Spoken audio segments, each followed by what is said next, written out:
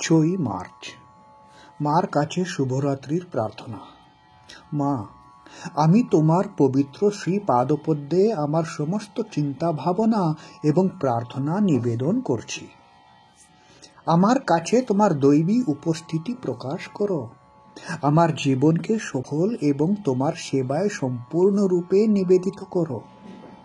আমাকে আশীর্বাদ করো মা, আমি যেন কখনোই তোমাকে না ভুলি এবং আমার চিন্তা ভাবনা তোমার থেকে অন্যদিকে যেন কখনোই না ঘোরাই।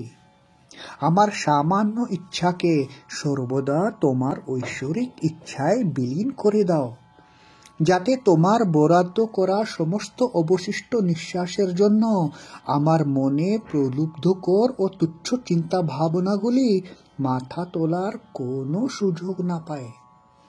জয় মা, জয় মা, জয় মা।